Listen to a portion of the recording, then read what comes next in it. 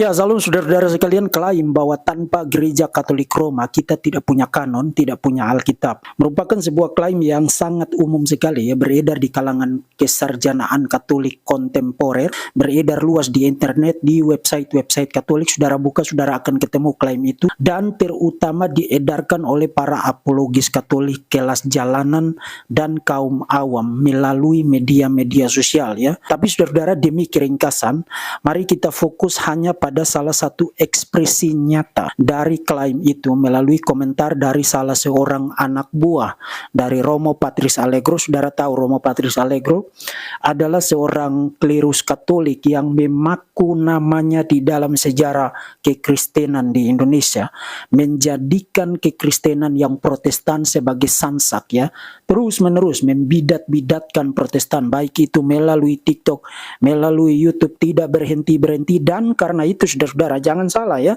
jangan playing victim.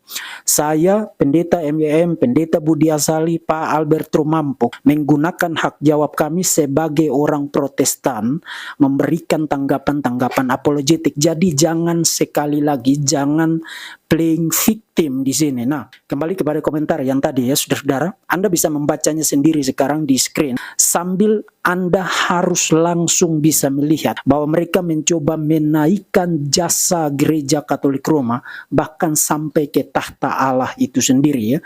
Mereka yang mewariskan bagi kekristenan di seluruh dunia Alkitab yang sekarang kita punya, sebuah klaim penuh keangkuhan dan narsistik tingkat diabolik yang gegabah. Dan itu klaim itu saudara-saudara, klaim itu harus dilemparkan, diturunkan dari atas tahta keangkuhan itu, dilemparkan ke bumi, bahkan harus dimasukkan ke dalam bagian bumi yang paling bawah. By the way saudara-saudara, saya sudah punya satu sesi membahas khusus tentang komentar ini, tapi saya memang sengaja merekam ulangnya lagi untuk tujuan edukasi, sekaligus kalau Anda membutuhkan sebuah video yang secara khusus dan komprehensif memberikan tanggapan untuk klaim berulang seperti mantra dukun beranak itu, saudara bisa membuka video ini dan mendapatkan edukasi bagi diri saudara sendiri. Nah, saudara-saudara, bisa dibuktikan dengan sangat gampang bahwa segala sesuatu terkait fakta sejarah yang dirujuk di dalam komentar narsistik diabolik tadi, bisa dibuktikan dengan sangat gampang bahwa itu semua salah ya. Bahkan Paus yang dia sebutkan di dalam komentar tadi, Paus Damasus the First, itu menjadi uskup di Roma tahun 366 sampai 384, yang dia sebut dengan sebutan Bapak Suci. Nanti akan saya buktikan, ini orang, ini uskup, itu tidak ada suci-sucinya sama sekali. Tidak ada yang namanya bau kesucian dan kekudusan di dalam diri dan kiprah dan karakter orang bernama Uskup Damasus the First ini. Ini adalah seorang paus pecundang, seorang gangster, pembunuh, dan haus kekuasaan. Lalu orang begini yang kamu maju ke hadapan publik dan menyebut dia sebagai Bapak Suci. Apanya yang suci? Itu akan saya buktikan. Nah, kita akan melihat 5 rentetan argumen dan data, dan akan saya mulai dari argumen yang bersifat umum sampai kepada argumen yang bersifat spesifik, membuktikan bahwa dalam hal proses sejarah kanonisasi Alkitab, baik itu perjanjian lama, baik perjanjian baru, gereja Katolik Roma tidak punya jasa seperti yang diklaim secara berulang, seperti mantra dukun beranak. Contohnya salah satu yang saudara lihat tadi di screen. Nah, kita mulai dari yang pertama ya, saudara harus ditandaskan setegas-tegasnya bahwa bukan gereja Katolik Roma yang memberikan Alkitab kepada kita. Dan Alkitab pun tidak pernah merupakan milik eksklusif yang diwariskan oleh gereja Katolik Roma. Alkitab pemiliknya adalah Allah Tritunggal. Allah lah yang mewahyukan, menginspirasikan firman itu kepada para nabi, kepada para rasul, ditulis bagi umatnya yang universal. Artinya Alkitab adalah firman Allah, milik Allah Tritunggal, diberikan melalui para nabi, para rasul, bagi siapapun, supaya mereka yang membaca Alkitab, mereka mengenal Allah Tritunggal yang benar, diselamatkan dan memperoleh panduan untuk kehidupan dan iman sebagai orang-orang percaya. Siapapun yang memiliki iman ini, memiliki Alkitab yang adalah firman Tuhan itu.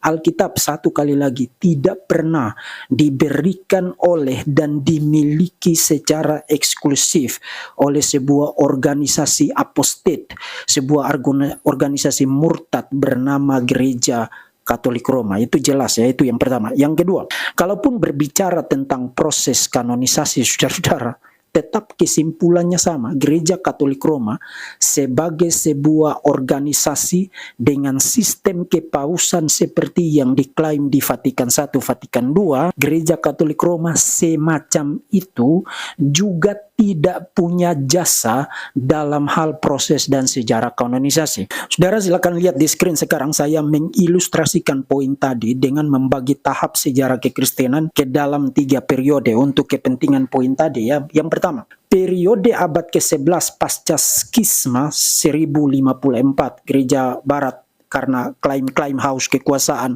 berhasil memecah belah gereja dan tidak pernah sembuh sampai sekarang.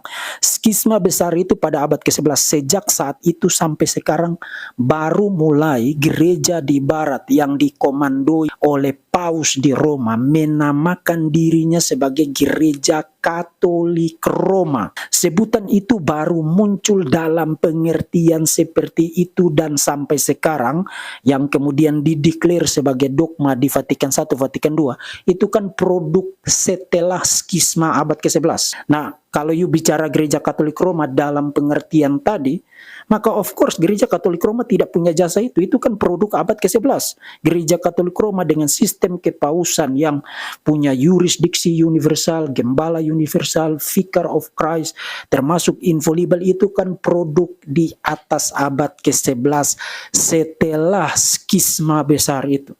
Jadi dalam pengertian itu, satu kali lagi, Gereja Katolik Roma tidak punya jasa dalam hal kanonisasi Alkitab. Kemudian yang kedua, pada periode abad kedua sampai sebelum skisma abad yang ke-11, saudara-saudara, gereja memang menyebut dirinya Gereja Katolik. Semua gereja di berbagai wilayah kekristenan, Kristendom pada masa itu memang menyebut dirinya Gereja Katolik. Gereja di Konstantinopel disebut Gereja Katolik, di Antioquia disebut Gereja Katolik, di Yerusalem disebut Gereja Katolik, di Roma disebut Gereja Katolik, di Kartago disebut Gereja Katolik, di berbagai tempat pada masa itu disebut dengan sebutan Katolik. Tapi jangan salah, sebutan Katolik di dalam periode abad kedua sampai sebelum skisma digunakan dalam pengertian universal, dalam pengertian universal church, gereja yang gereja yang universal, bukan gereja Katolik dalam pengertian kepausan dan komando mutlak yurisdiksi yang universal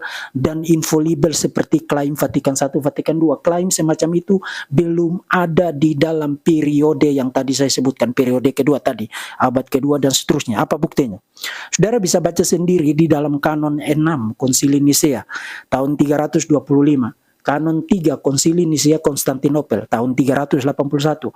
Kanon 28 Konsili Chalcedon 451 mengatakan bahwa memang gereja di Roma dihargai, yes dihargai, dihormati, yes dihormati, tapi memiliki keutamaan dalam hal kehormatan in aner, itu bukan memiliki kehormatan dalam hal yurisdiksi. Itu dibuat menjadi sangat jelas. Nah, kenapa gereja di Roma dihargai di dalam kategori itu? Bukan karena sistem kepausannya seperti klaim Vatikan I, Vatikan II, tapi karena gereja di Roma memang berada di dalam kota major, ibu kota kekaisaran Romawi, dan itulah sebabnya saudara, kembali lagi kepada kanon 28 Konsili Chalcedon, ketika sudah ada Romawi Barat, Romawi Timur, dan di timur itu Konstantinopel itu mulai menjadi kota utama di Romawi Timur, di kanon 28 Konsili Chalcedon, bapak-bapak yang hadir di situ mengangkat Konstantinopel, dan sebelumnya sudah disuarakan di Nisea Konstantinopel 1381.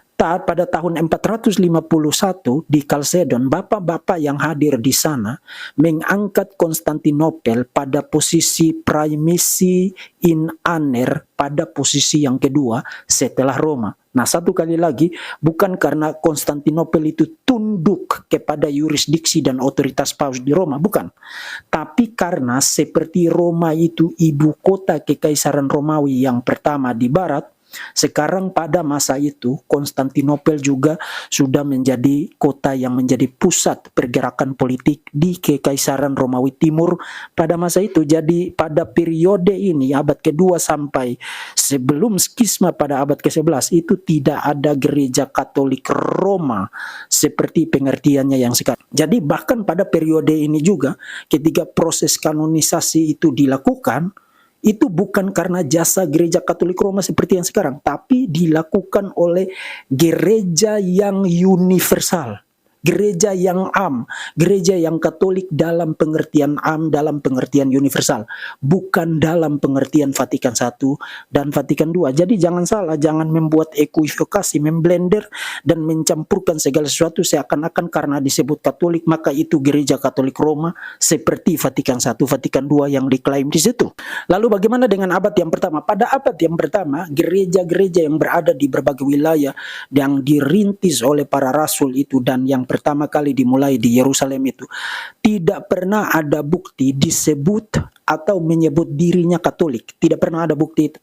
Misalnya kalau saudara baca Perjanjian Baru, gereja-gereja itu atau jemaat-jemaat itu disebut kepada jemaat-jemaat di rumah Priscilla. Jadi disebut eklesia, jemaat, kemudian diikuti dengan keterangan tempat di mana domisilinya atau di mana eksistensi dari gereja yang bersangkutan.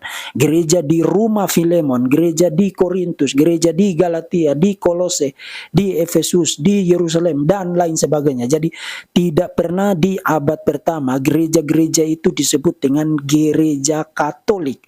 Sebutan Katolik itu kan sebutan abad kedua ke atas. Kemudian nanti pada abad ke-11 baru menjadi lebih sangat spesifik merujuk kepada Katolik Roma dengan sistem komando dan kekuasaan kepausan sebagaimana yang diklaim di Vatikan I dan di Vatikan II. Jadi Anda lihat bahwa bahkan di dalam timeline yang tadi, garis waktu yang tadi pada periode tengah tadi abad kedua dan seterusnya itu, bahkan sampai kepada abad pertama, saudara tidak mungkin melihat jasa gereja Katolik Roma di situ. Even kalau you mau bicara tentang jasa gereja, maka gereja yang dimaksud di situ bukan gereja Katolik Roma, tapi gereja yang universal, gereja yang karena pada periode pertama dan periode kedua tadi belum ada yang namanya gereja Katolik Roma. Itu bahkan sudah saya buktikan bertubi-tubi, berjilid-jilid di channel Verbum Veritate di YouTube ya. Saudara bisa tonton untuk mengedukasi diri saudara sendiri. Nah, satu catatan sebelum saya lanjutkan ke argumen saya yang ketiga, mengatakan bahwa baru pada abad ke-11 ada organisasi atau institusi denominasi bernama Gereja Katolik Roma dalam pengertian memiliki sistem kepausan seperti yang diklaim di Vatikan I, Vatikan II. Mengatakan begitu tidak berarti saya mengatakan bahwa pada masa sebelumnya tidak ada uskup di Roma. No, saya tidak bilang begitu. Saya tahu ada uskup di Roma, khususnya baru ada bukti jelas di pertengahan abad kedua. Abad pertama sampai pertengahan abad kedua tidak ada bukti ada uskup di Roma ya.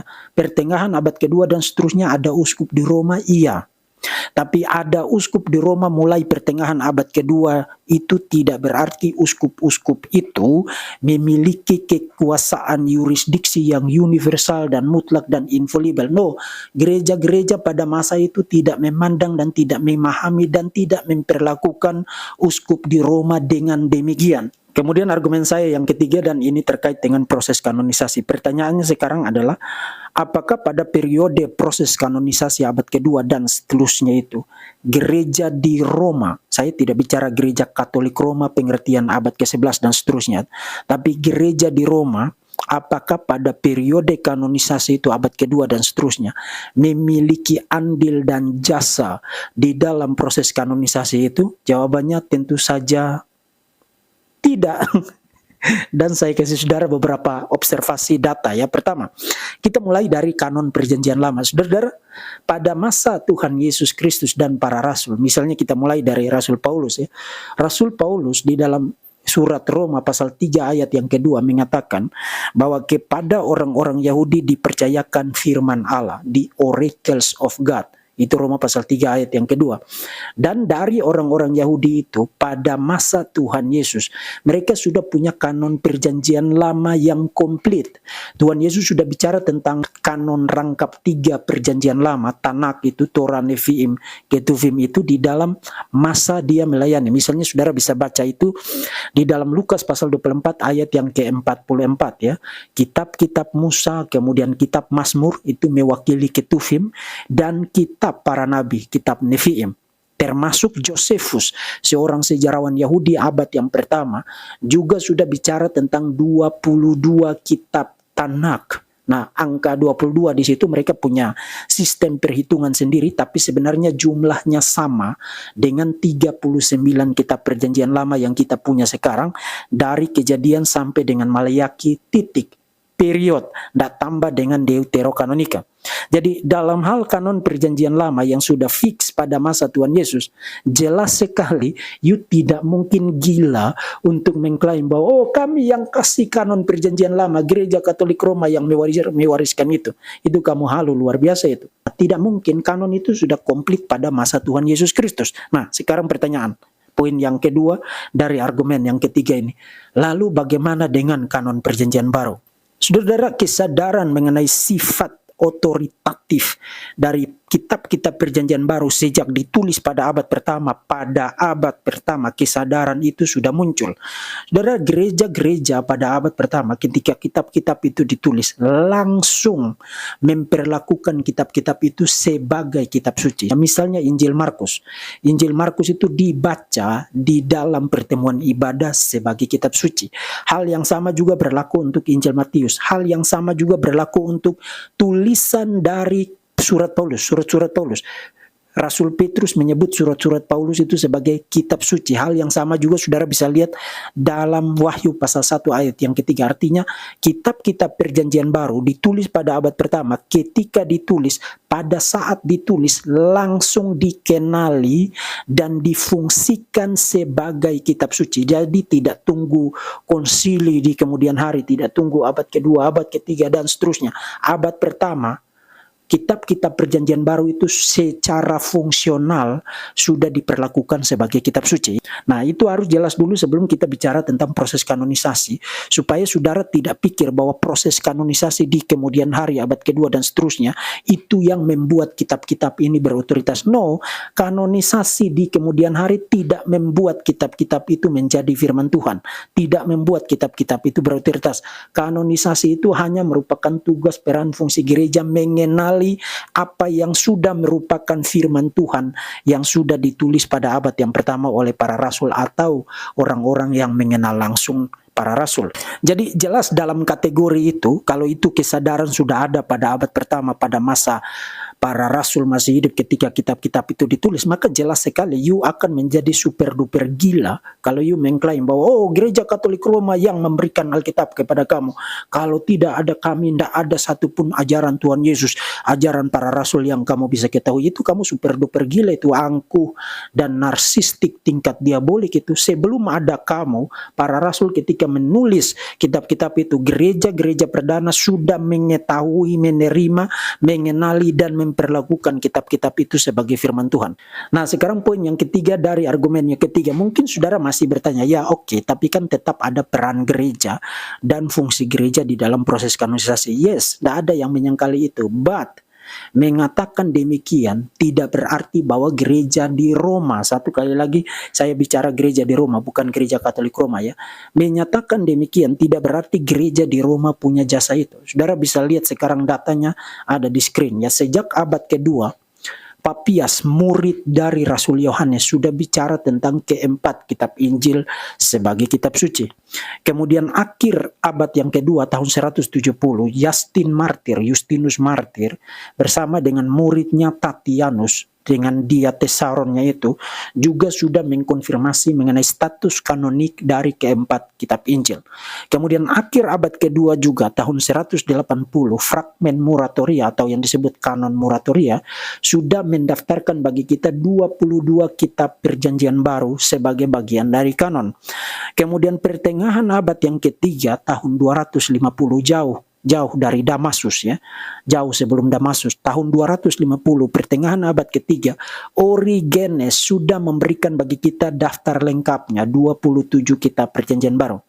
Kemudian tanggal 7 Januari tahun 367, Athanasius, uskup di Alexandria, sudah mendaftarkan bagi kita juga 27 kitab Perjanjian Baru. Dan itu sebelum Damaskus yang diklaim tahun 382 memberikan daftar kanon itu. Nanti akan kita buktikan itu bohong. Itu tahun 367. Jadi gereja sudah punya kanon sebelum tahun 382 yang katanya, oh itu warisan dari kami, dari paus kami, Bapak suci kami, Paus Damaskus. Jauh sebelum itu gereja sudah punya kanon itu. Nah, memang ada dua konsili lokal di barat. Tahun 392 itu di Hippo, kemudian tahun 397 itu di Kartago yang juga bicara tentang kanon. Itu di Afrika Utara. But satu kali lagi, you sebagai pengikut penganut gereja Katolik Roma dengan sistem kepausan Vatikan I, Vatikan II, you tidak bisa numpang nebeng sombong berdasarkan dua konsili lokal itu. Kenapa? Karena konsili-konsili itu, dua konsili itu di Hippo dan di Kartago itu meskipun diadakan di gereja barat, tapi tidak diadakan di Roma, dan para uskup termasuk Agustinus di Afrika Utara pada masa itu, mereka tidak percaya sistem kepausan seperti Vatikan I, Vatikan II. Cyprianus pada abad ketiga melawan uskup di Roma. Kemudian pada abad keempat, Agustinus dan para uskup di Kartago melawan uskup Josimus di Roma. Agustinus di dalam tulisan-tulisannya ketika menafsirkan batu karang di dalam Matius pasal yang ke-16 itu, dia tidak menafsirkan itu merujuk kepada Petrus, tapi merujuk kepada batu karang itu adalah Kristus dan merujuk kepada pengakuan iman Petrus. Jadi kamu tidak bisa numpang nebeng, sombong, pukul dada, mengklaim jasa dengan menunjuk jarimu kepada konsili di Hippo dan konsili di Kartago pada masa itu. Jadi di dalam kategori ini ketika kita bicara kanon Perjanjian Lama, jelas kamu tidak punya jasa itu. Termasuk ketika kita bicara sejarah kanon Perjanjian Baru, kamu juga tidak punya jasa itu. Jadi sekarang apa dasarnya kamu mengklaim diri tanpa kamu kekristenan di seluruh dunia tidak punya Alkitab? Kalau kamu tidak ada gereja Katolik Roma, tidak ada, maka kita tidak tahu satu pun ajaran Tuhan Yesus dan ajaran para rasul. Itu kamu dapat data itu, fakta itu dari mana?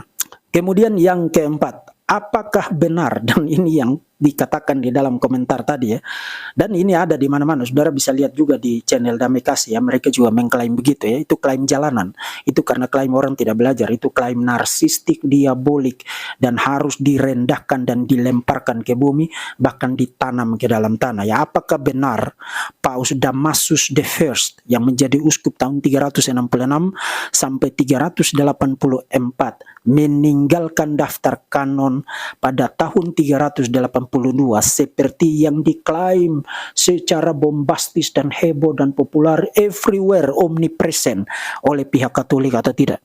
Jawabannya satu kali lagi dan tentu saja big no.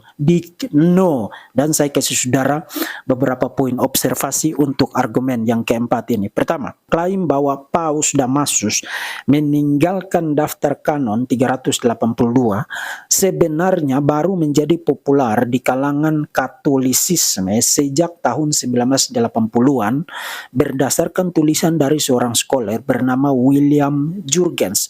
Nah, menurut Jurgens di dalam buku Faith of the Early Fathers itu, katanya, saya bilang katanya karena nanti bisa dibuktikan salah, katanya informasi bahwa ada daftar kanon dari Paus Damasus itu berasal dari sebuah naskah yang namanya Decretum Gelasium. Dan naskah itu baru dikomposisi pada akhir abad yang kelima. Nah, saudara-saudara, satu kali lagi saya bilang tadi katanya, karena sudah bisa dibuktikan, bahkan ini sudah menjadi pandangan konsensus di kalangan kesarjanaan patristik ya, bapak-bapak gereja, bahwa Decretum Gelasium yang katanya memuat daftar kanon dari Damasus tahun 382 tadi, Decretum Gelasium itu sebenarnya juga tidak berasal dari Paus Gelasius yang menjadi uskup tahun 492 sampai 496. Misalnya salah satu rujukan yang saya bisa kasih lihat kepada saudara sekarang untuk kepentingan keringkasan, sebuah artikel jurnal yang ditulis oleh Burkitt, terbit di Journal of Theological Studies tahun 1913, awal abad yang ke-20. Dan di dalam tulisan berjudul De Decretum Gelasianum itu, saya kutip bagi Anda secara langsung sekarang, saudara bisa baca secara lengkap. Intinya dia menandaskan bahwa Decretum Gelasium yang katanya memuat kembali isi kanon dari Damasus itu ternyata tidak berasal dari abad kelima, melainkan keseluruhan isinya berasal dari karya seseorang yang tidak mencantumkan namanya, karya anonim, dan itu baru dikomposisi pada abad yang ke-6. Jadi tidak ada yang namanya kanon Paus Damasus tahun 382 abad ke-4, termasuk tidak ada yang namanya daftar kanon di dalam Decretum Gelasium itu dari Paus Gelasius the First itu pada abad yang ke-5. Tidak ada. Gereja di Roma tidak memiliki jasa seperti yang diklaim dengan nada keangkuhan, nada narsistik tingkat diabolik yang beredar luas, yang salah satunya tadi saya tampilkan bagi saudara-saudara sekalian. Itu super clear.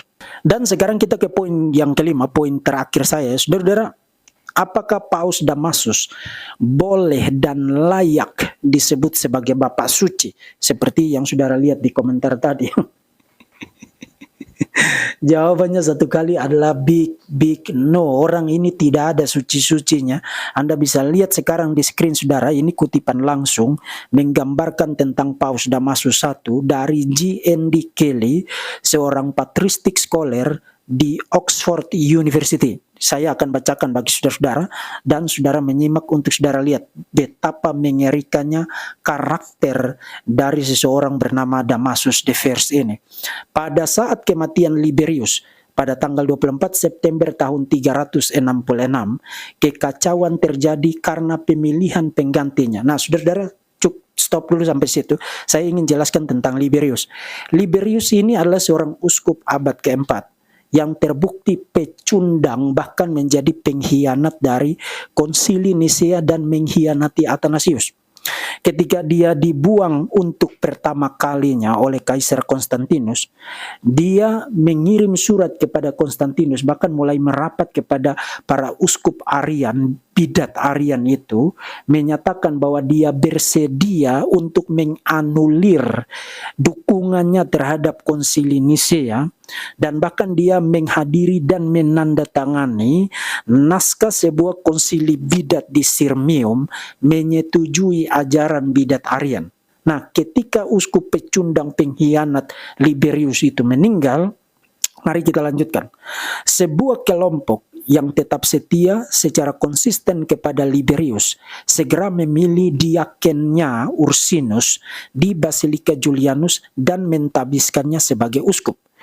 Tetapi kelompok saingan dari para pengikut Felix memilih Damasus yang tidak ragu-ragu untuk mengukuhkan klaimnya dengan menyewa segerombolan preman, menyerbu Basilika Julianus dan melakukan pembantaian selama 3 hari terhadap orang-orangnya Ursinus.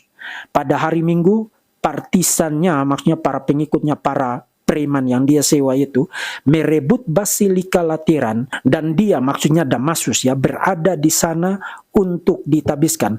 Dia kemudian meminta bantuan prefek kota. Kejadian pertama kalinya seorang paus meminta bantuan kekuatan sipil untuk melawan musuh-musuhnya, dan dia, Damasus, segera mengusir Ursinus dan para pengikutnya keluar dari Roma.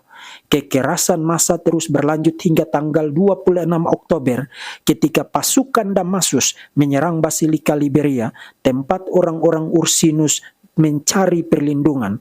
Seorang sejarawan kafir bernama Ammianus Marcellinus melaporkan bahwa mereka menewaskan 137 orang di lapangan. Nah, saudara-saudara, kalau saudara belum muntah melihat karakter memalukan pecundang dari seorang paus bernama Damasus ini, mari kita lanjutkan apa yang ditulis oleh G.N.D. Kelly. Damasus sekarang aman di tahtanya, tetapi para uskup di Italia terkejut dengan laporan yang mereka terima dan otoritas moralnya melemah selama beberapa tahun. Pada sekitar tahun 371, melalui seorang Yahudi yang bertobat bernama Ishak, mereka mengajukan tuduhan memalukan, mungkin persinahan terhadapnya, dan hanya campur tangan kaisar yang membuat dia dibebaskan. Terlepas dari rasa malu ini, Damasus menikmati dukungan dari istana dan aristokrasi. Tak terkecuali para wanita kaya, gosip menjulukinya sebagai penggelitik telinga para nyonya. Bayangkan ini uskup ini dikasih julukan sebagai penggelitik telinga para nyonya. Gaya hidup dan keramat tamahannya yang luar biasa membantu meruntuhkan prasangka-prasangka anti-Kristen dari keluarga-keluarga kafir kelas atas. Nah, saudara-saudara, jangan salah paham, saya tidak sengaja hanya fokus kepada Damasus atau melakukan cherry picking di sini ya, dan bahkan bukan saya juga yang nulis seperti yang tadi kita membacanya bersama. Nah, saudara-saudara, apakah orang ini terlihat dan terdengar seperti seseorang yang layak disebut dengan predikat Bapak Suci? Itu Bapak suci. Menurut kamu, dia suci apanya? Sucinya itu ada di lubang kecoa sebelah mana di dalam dunia yang waras ini. Jadi saudara-saudara, mulai sekarang tolong berhenti, tolong totali berhenti menipu dirimu sendiri dengan klaim dusta, narsistik, tingkat diabolik dan satanik, bahwa kamu yang mewariskan Alkitab kepada dunia ini, bahwa tanpa kamu kita tidak punya Alkitab, dan bahwa kalau tidak ada kamu maka kita tidak pernah tahu ajaran Tuhan Yesus dan ajaran para rasul. Dan by the way, kalau kamu mau bicara jasa gereja di Roma, gereja Katolik Roma, jasa kamu yang paling membekas di dalam sejarah terus-menerus adalah jasa kamu dalam hal berhasil merusak dan memecah belah gereja karena klaim-klaim kekuasaan, haus kekuasaan, mengekskomunikasi ini, mengekskomunikasi itu, mengkutuk ini, menganatema ini. Begitu orang tidak setuju dengan paus, tidak setuju dengan dogma-dogma buatan manusia, hasil karangan dan halusinasi kamu sendiri, kamu kutuk, kamu bidat-bidatkan, kamu heretik-heretikan. Itu jasa kamu. Tapi jelasnya dalam hal kanonisasi kamu tidak punya jasa positif seperti yang kamu klaim-klaim selama ini.